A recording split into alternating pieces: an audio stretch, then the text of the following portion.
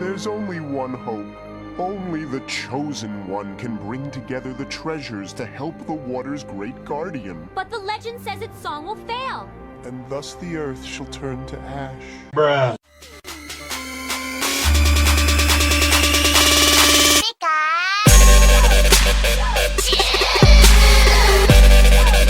What's up everybody, welcome back to Double T Gaming, and before I get started here, if you haven't seen Pokemon XYZ episode 39, pause this video and go check that out because I'm going to be throwing out spoilers here left and right in this video. But anyway, I know everyone's still pissed off about what happened last week, and hey dude, I am too, but all that emotion stuff is just really going to cloud people's judgment. That was an Arceus reference.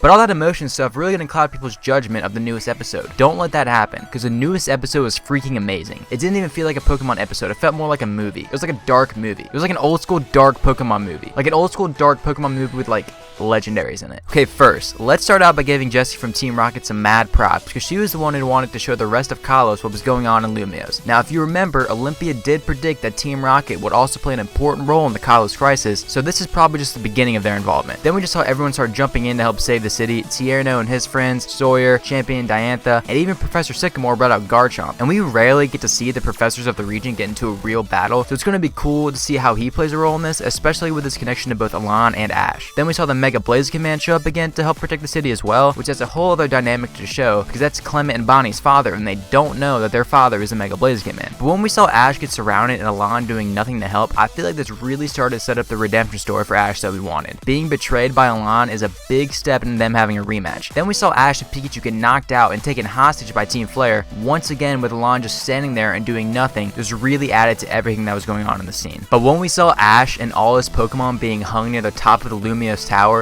for everyone to see, and once again Alan doing nothing, that's where I got the dark movie feel to it. Have we ever seen a situation even remotely close to this in the television show? Maybe there was a few times in the movie where something like this happened to Ash, but not in the TV show. Once again, I know people are still mad about the Kalos League, and they have a right to be, but don't let that get in the way of how awesome this episode was, and how awesome this entire arc feels like it's gonna be. With all the interaction between Ash and Alan and Team Flare in this episode, I feel like it's just a matter of time until we see Ash and Alan go head to head again. This time to decide the fate of the Kalos region instead of the Kalos champion. Oh, and also, let's not forget about the Zygarde vs Zygarde battle about to happen too, and the potential 100% Zygarde form we could see in the near future. No matter what angle you look at this episode was awesome, and once again, this whole arc is going to be awesome. But that was just my little summary and review of the episode. I know it's not a lot in depth, but I just want to give a little background and tell people who watch the finals of the league that the series is still going on and still going to be good. There's still hope for something to happen, and also these are just really fun to make, and I think I'm going to do one for each episode until the season finale happens sometime in the near future before Sun and Moon came out, which is November, so it's going to end in the next couple weeks anyway. But let me know what you guys thought of the episode and what you think is going to happen next. We know it's going to somehow tie into Greninja because he was the only one of Ash's Pokemon hung up in a different way. It almost looks as if they're going to siphon energy out of him or something. But anyway, leave your thoughts in the comments. Also comment what other type of Pokemon videos I should make, because I really like having a bunch of ideas to work with. Don't forget to smash that thumbs up button if you like the video, and subscribe to the channel if you like the content or just like the sound of my voice. But thank you guys for watching. This is Double T Gaming, and I will see you guys in the next video.